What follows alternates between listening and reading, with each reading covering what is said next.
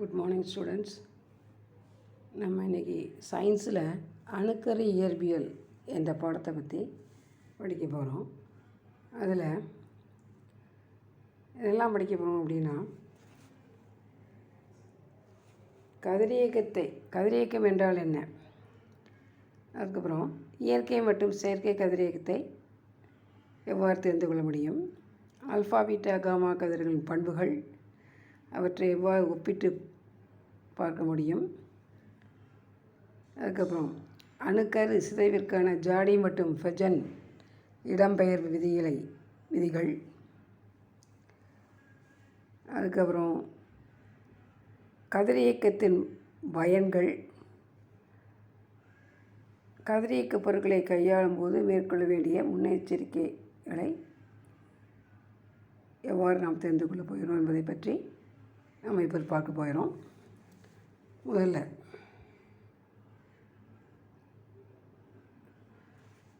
நம்மை சுற்றியுள்ள பொருட்கள் அனைத்தும் பருப்பொருட்களால் ஆனவை என்பது உங்களுக்கு நன்றாக தெரியும். அந்த பருப்பொருட்கள் எதால் ஆனவைன்னா அணுக்களால் ஆனவை. பருப்பொருட்கள் அணுக்களால் ஆனவை. அந்த அணுவில் என்னெல்லாம் பொருட்கள் இருக்குது, துகள்கள் உள்ளன அப்படின்னா, புரோட்டான் உள்ளது. புரோட்டான் என்பது நேர்மின் சுமையுடைய துகள். அதுக்கப்புறம் எலக்ட்ரான் எதிர்மின் சுமையுடைய துகள். அப்புறம் நியூட்ரான் சுமையற்றது. அந்த புரோட்டானை கோல்ட்ஸ்டீன் என்பவர் கண்டறிந்தார். எலக்ட்ரானை ஜே தாம்சன் என்பவர் கண்டறிந்தார். சாட்விக் என்பவர் 1932 ஜேம்ஸ் சாட்விக் என்பவர் நியூட்ரானை கண்டறிந்தார். இது மிக முக்கியமான 3 துகள்கள். அணுவில் உள்ள மிக முக்கிய 3 துகள்கள் புரோட்டான், எலக்ட்ரான், நியூட்ரான். அதுபோக ஃபோட்டான்ஸ், மீசான்ஸ், பாசட்ரான்ஸ் மற்றும் நியூட்ரினோ துகள்கள் போன்ற அடிப்படை துகள்களும் அதிக அளவில் காணப்படுகின்றன. இதுதான் நம்ம அணுவை பற்றிய ஒரு சிறிய விளக்கம். அதுக்கப்புறம் கதிரியக்கம்னா என்ன? கதிரியக்கம் சொல்லும்போது அதுக்கு கதிரியக்க கண்டுபிடிப்பு அந்த பிரெஞ்சு இயற்பியலாளர் ஹென்றி பெக்குரல் 1896 ஆய்வுப் பணிகளை முடித்து வாரத்தின் இறுதியில் யுரேனியம் கலந்த கூட்டுப்பொருளை மேஜையில் விட்டு சென்றார். அந்த யுரேனியம் கலந்த கூட்டுப்பொருளை மேஜையில் விட்டுட்டு அவர் லேபை கூட்டிகிட்டு போயிட்டார். அதே மேஜையில் பதிவு செய்யப்படாத ஒளிப்பட தகட்டினையும் விட்டு சென்றிருந்தார். ஒளிப்பட தகடும் அதே மேஜையில் இருந்தது. அந்த யுரேனியம் கலந்த கூட்டுப்பொருளும் ஒரு மேசையில் இருக்குது ஒரு பக்கத்தில். அது மேசையில் பக்கத்தில் இன்னொரு பக்கத்தில் ஒளிப்பட தகடு, பதிவு செய்யப்படாத ஒளிப்பட தகடும் இருக்குது. ஒரு வாரத்திற்கு பிறகு வந்தபோது மேசையில் இருந்த ஒளிப்பட தகடு கதிர் இயக்கத்தால் பாதிக்கப்பட்டிருப்பதை கண்டறிந்தார். அப்போ அந்த ரெண்டும் பக்கத்தில் இருக்குது. யுரேனியம் கலந்த கூட்டுப்பொருளும் அந்த ஒளிப்பட தகடும் இந்த மேசையில் பக்கத்தில் இருக்குது. ஒரு வாரமாக அப்படியே தான் இருக்குது. அதற்கு இடையில் ஒரு வாரம் கழித்து அந்த அறிவியலால் பார்க்கும்போது அதில் என்ன மாற்றம் நிகழ்ந்திருக்கு அப்படின்னா, அந்த ஒளிப்பட தகடு கதிரியக்கத்தால் பாதிக்கப்பட்டுள்ளது. இதை போலவே யுரேனியத்துக்கு அருகில் ஒளிப்பட தகடு வைக்கப்படும் போதெல்லாம் ஒளிப்பட தகடு பாதிக்கப்படுவதை அவர் கண்டறிந்தார். அப்போ யுரேனியம் ஒளிப்பட தகட்டினை பாதிக்கும் அளவிற்கு சில கதிர்களை வெளியிடுகிறது என்பதை அவர் உணர்ந்தார். அப்போ இதோடைய ஒளிப்பட தகடு பாதிக்கப்படுவதற்கு காரணம் என்ன என்பதை கண்டறிய போது அந்த யுரேனியத்திலிருந்து வரக்கூடிய கதிர்வீச்சு தான் ஒளிப்பட தகட்டினை பாதிக்கிறது என்ற உண்மையை அவர் கண்டறிந்தார். அதன் பிறகு யுரேனியம் கதிரியக்க பொருள், கதிரியக்க தனிமம் என அடையாளம் கண்டறிந்தார்.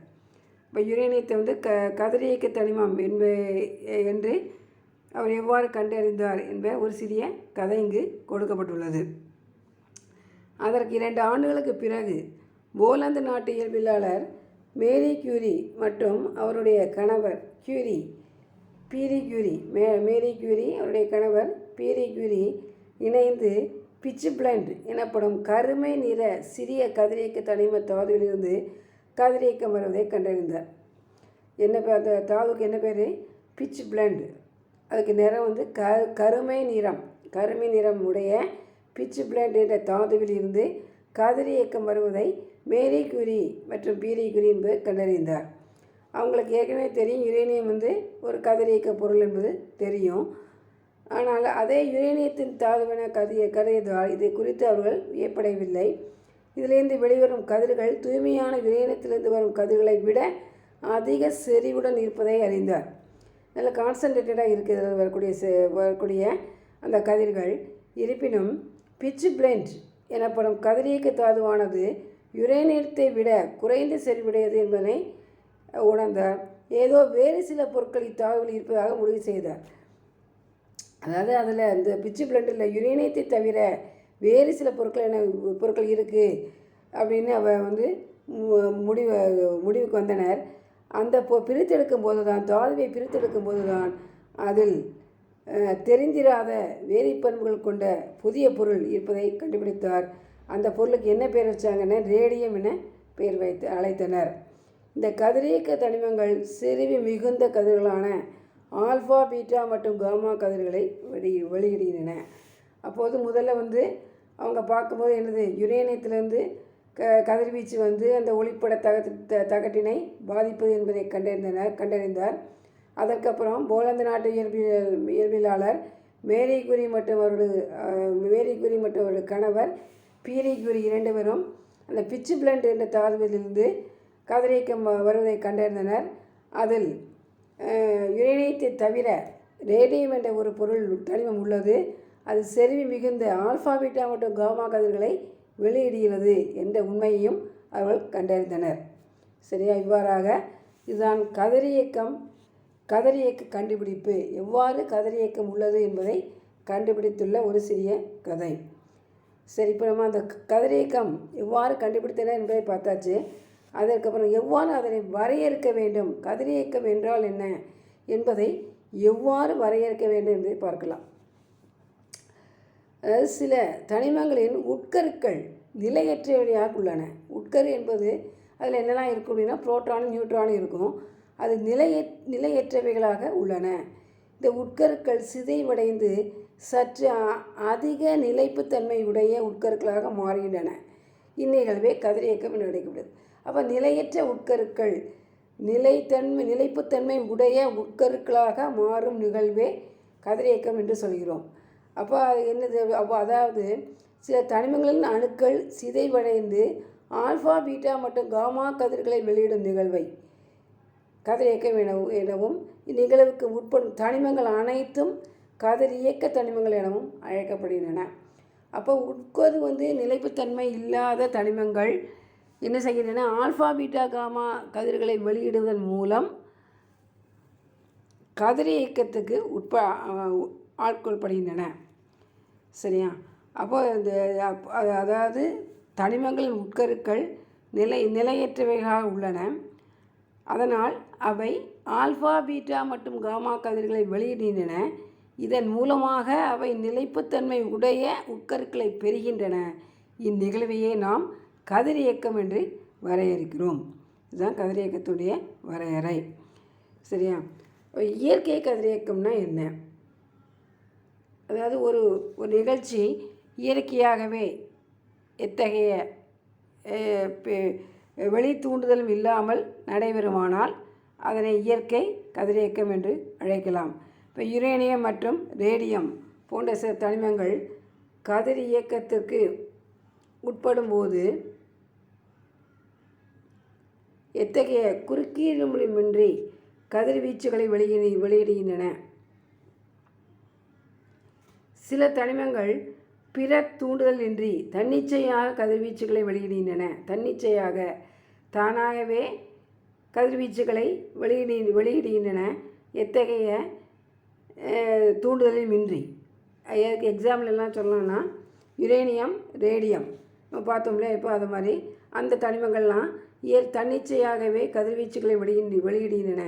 இத்தகைய நிகழ்வுக்கு இயற்கை கதிரியக்கம் என்று அழைக்கலாம். அணியன் 82ஐ விட அதிகமாக உள்ள தனிமங்கள் தன்னிச்சையாக கதிரியக்கங்களை வெளியிடும். இப்போ எந்தெந்த தனிமங்கள்லாம் தன்னிச்சையாக கதிரியக்கங்களை வெளியிடும்னு பார்த்தோம்னா அணு எண் 82ஐ விட அதிகமாக உள்ள தனிமங்கள் தன்னிச்சையாக கதிரியக்கங்களை வெளியிடும் திறன் கொண்டவை. எக்ஸாம்பிள் யுரேனியம், ரேடியம், இன்னும் பிற இருக்குது. அணு எண் 82ஐ விட குறைவாக உள்ள 2 தனிமங்களே இதுவரையில் கதிரியக்கத்தன்மை வாய்ந்தவையாக அடையாளம் காணப்பட்டுள்ளது. அப்போ 82க்கு மேலே உள்ள அணு எண் 82க்கு அதிகமாக உள்ள தனிமங்கள் இயற்கையாக கதிர்வீச்சுகளை வெளியிடுகின்றன. ஆனால் அணு எண் 82ஐ விட குறைவாக உள்ள 2 தனிமங்களே இயற்கையாக கதிர்வீச்சுகளை வெளியிடுகின்றன. அவை எதெல்லாம் அப்படின்னு பார்த்தோன்னா டெக்னீட்ரியம் மற்றும் புரோமித்தியம், இந்த 2 தனிமங்கள். அவற்றின் அணு எண்கள் முறையே 43 மற்றும் 61 ஆகும். அப்போ இயற்கை கதிரியக்கம் என்பது தன்னிச்சையாக கதிர்வீச்சுகளை வெளியிடக்கூடிய இயக்கம். இத்தகைய தனிமங்கள் இயற்கை கதிரியக்க தனிமங்கள் என அழைக்கப்படுகின்றன. அணு எண் 82ஐ விட அதிகமாக உள்ள தனிமங்கள் அனைத்தும் இயற்கை கதிரியக்க தனிமங்கள் என கருதப்படுகின்றன. 2 தனிமங்கள் மட்டும் அணு எண் 43 மற்றும் 61ஐ கொண்ட தனிமங்களும் இயற்கை கதிரியக்க தன்மையுடையன என கருதப்படுகின்றன. அடுத்தது போல் செயற்கை கதிரியக்கம் அல்லது தூண்டப்பட்ட கதிரியக்கம் அப்படின்னா என்ன? அதுக்கு முன்னாடி இதுவரையில் 23 கதிரியக்க பொருட்கள் கண்டுபிடிக்கப்பட்டுள்ளன. அவற்றில் பெரும்பாலானவை பூமிக்குள் உள்ள அருமண் உலோகங்களாகவும் ரேர் எலிமெண்ட்ஸ் இடைநிலை உலோகங்களாகவும் உள்ளன. செயற்கையாக அல்லது தூண்டப்பட்ட முறையில் சில லேசான தனிமங்களை கதிரியக்க தனிமங்களாக மாற்றும் முறைக்கு செயற்கை கதிரியக்கம் என்று பெயர். அதாவது தூண்டணும், சில தனிமங்களை தூண்டினாத்தான் அது கதிர்வீச்சுகளை வெளியிடும். அப்போ தூண்டப்பட்ட கதிரியக்கம் சொல்லுவோம். அதை செயற்கையாக அல்லது தூண்டப்பட்ட முறையில் சில லேசான தனிமங்களை கதிரியக்க தனிமங்களாக மாற்றும் முறை செயற்கை கதிரியக்கம் என்று பெயர். இதனை மனிதர்கள் மூலம் உருவாக்கும் கதிரியக்கம் எனவும் அழைக்கலாம். இது 1931 மாதிரியான கதிரியக்கத்தினை ஐரின் கியூரி மற்றும் ஜூலியட் ஆகியோர் கண்டறிந்தனர். போரான், அலுமினியம் போன்ற சில லேசான தனிமங்களின் உட்கருக்களை ஆல்ஃபா தூள்களை கொண்டு மோதும்போது அவை தூண்டப்பட்டு செயற்கை கதிரியக்கத்தை வெளியிடுகின்றன. இக்கதிரியக்கத்தில் கட்புலனாகாத கதிர்வீச்சுகளும் அடிப்படை தூள்களும் வெளியாகின்றன. கதிரியக்க சிதைவின் போது கதிரியக்க சிதைவுக்கு உட்படும் உட்கரு தாய் உட்கரு என்றும், அதாவது எந்த கருவை நம்ம தூண்டப்படுகிறோமோ ஆல்ஃபா கதிரை கொண்டு அந்த உட்கருக்குவே தாய் உட்கரு என்று கூறுகிறோம். சிதைவுக்கு பிறகு உருவாகும் உட்கரு சேய் உட்கரு என்றும் அழைக்கப்படுகிறது. செயற்கை கதிரியக்கத்தை தூண்ட பயன்படும் துகள் எரிதுகள்.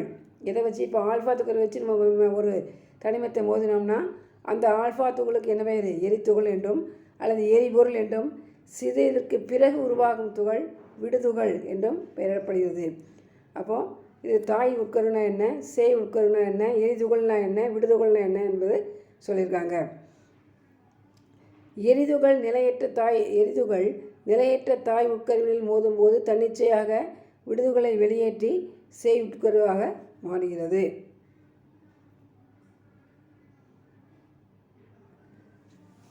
அப்போது இதை செயற்கை கதிரியக்கம்னா நம்ம ஷார்ட்டாக என்ன சொல்லலாம் அப்படின்னா, அது இயற்கையாக இந்த தனிமத்துக்கு கதிரியக்க பண்பு கிடையாது. அதனை ஒரு ஆல்ஃபா ஆல்ஃபா துகள்களை வைத்து நம்ம அதை மோதும்போது அது கதிரியக்கத்துக்கு உட்படுத்தப்படுகிறது அப்படின்னு, அதுக்கு பேர் தான் செயற்கை கதிரியக்கம் என்று பெயர். அப்போ ஒரு தனிமம் இருக்குது, அதை நம்ம ஒரு பொருளை ஒரு ஆல்ஃபா துகளை வச்சு அதை மோதுறோம். அந்த தனிமத்துக்கு என்ன பேருன்னா தாய் உட்கருன்னு பேர். அதை மோதக்கூடிய பொருளுக்கு எரிதுகள்னு பேர். அது மோதினதுக்கப்புறம் ஒரு உட்கரு உருவாகும், அதுக்கு சேய் உட்கருன்னு பேர். அதுக்கப்புறம் ஒரு துகள் உருவாகும், அதுக்கு விடுதுகள்னு பேர். 4 விதமான உட்கருக்கள் உருவாகின்றன. இதுக்கு தான் என்ன பேருன்னா செயற்கை கதிரியக்கம் அல்லது தூண்டப்பட்ட கதிரியக்கம் என்று சொல்லலாம். இப்போது இயற்கை கதிரியக்கத்துக்கும் செயற்கை கதிரியக்கத்துக்கும் உள்ள வேறுபாடு என்ன அப்படின்னு பார்க்க போகிறோம். இயற்கை கதிரியக்கத்தை முதலில் பார்ப்போம். இது கருவின் தன்னிச்சையாக சிதைவு நிகழ்வாகும். அது ஆட்டோமேட்டிக்காக அந்த கணுவு தன்னிச்சையாக கதிர்வீச்சுகளை வெளியிடுகிறது. யாரும் போது அதை போய் தூண்டவோ ஒன்றுமே செய்ய வேண்டாம். அது இயற்கையாகவே அந்த ப்ராசஸ் நடந்துகிட்டே இருக்குது. அது அப்போ நடந்துகிட்டு இருக்கும்போது ஆல்ஃபா பீட்டா மற்றும் காமா கதிர்கள் உமிழப்படுகின்றன. அந்த இயற்கையாகவே கதிரியக்கம் நடக்கும்போது என்னென்ன துகள்கள் வெளியிடப்படுகின்றன? ஆல்ஃபா பீட்டா காமா கதிர்கள். தன்னிச்சையான நிகழ்வு. இது பொதுவாக 83 விட அணு எண் 83 விட அதிகமாக கொண்ட தனிமங்களில் நடைபெறுகிறது. இதனை கட்டுப்படுத்த முடியாது. இதை இயற்கை கதிரியக்கம் பற்றிய ஒரு சுருக்கமான விளக்கம். அடுத்தாப்புல செயற்கை கதிரியக்கம்னா என்னது அப்படின்னா, அணுக்கருவின் தூண்டப்பட்ட சிதைவு நிகழ்வாகும். ஒரு அணு இருக்குது, ஒரு தனிமம் இருக்குது, அதோடைய அணுவை நம்ம தூண்டினா தான் இத்தகைய கதிரியக்கம் நடைபெறும். பெரும்பாலும் அடிப்படை துகள்களான நியூட்ரான், பாசட்ரான் போன்ற துகள்கள் உமிழப்படுகின்றன. அங்கே ஆல்ஃபா பீட்டா மற்றும் காமா. இது தூண்டப்பட்ட நிகழ்வு. பொதுவாக 83 அணு எண் 83 விட குறைவாக அணு எண் கொண்ட தனிமங்களில் நடைபெறுகிறது. இதனை கட்டுப்படுத்த முடியும். இதுதான் இயற்கை கதிரியக்கம் மற்றும் செயற்கை கதிரியக்கத்தில் உள்ள வேறுபாடு. இது முக்கியமான கொஸ்டின், நல்லா படிச்சுக்கணுங்க. இப்போ கொடுத்துருக்காங்க ஒரு எக்ஸாம்பிள். எக்ஸ் மற்றும் ஒய் என்பது முறையே தாய் மற்றும் சேய் உட்கரு என குறிப்பிட்டால் அணுக்கரு சிதைவு கீழ்கண்டவாறு குறிப்பிடப்படுகிறது. இங்கே பாருங்கள், மேற்கண்ட அணுக்கருவிலிருந்து இப்போ beryllium Be4 plus helium 2 He2 அது என்னது? ஹீலியம் துகள். அதை கொண்டு மோதும்போது சீனா கார்பன் 613 கிடைக்கிறது. இந்த C613 ப்ளஸ் அதை C612 ப்ளஸ் ஒரு நியூட்ரான் N01. மேற்கண்ட கரு வினையில் C613 ப்ளஸ் என்பது நிலைப்புத்தன்மை அற்றது, கதிரியக்கத்தன்மை உடையது. இவ்வினை Be419 C612 என குறிப்பிடப்படுகிறது. அப்போ Beனா பெர்லியம் 49, அதை ஆல்ஃபா துகளை கொண்டு மோதும்போது 2 மோதும்போது என்ன கிடைக்கிது அப்படின்னா கார்பன் 612 ப்ளஸ் நியூட்ரான் 0 அப்போ நியூட்ரான் என்ற துகள்களை இது வெளியிடுகிறது. இதை தாய் உட்கரு சொல்வது எது? Be4 தாய் உட்கரு. எரிதுகள் என்பது எதை வைத்து மோதுகிறோம்? ஹீலியம் 2 வைத்து மோதுகிறோம். He2 என்பது எரிதுகள். சேய் உட்கரு என்பது C612. விடுதுகள் என்பது N01. இதுவரை நம்ம கதிரியக்கம் என்பது என்ன, இயற்கை கதிரியக்கம்னா என்ன, செயற்கை கதிரியக்கம்னா என்ன, இதை பற்றி நம்ம பார்த்துருக்கோம். இதை நீங்கள் எல்லாம் வாட்சி பாருங்கள்.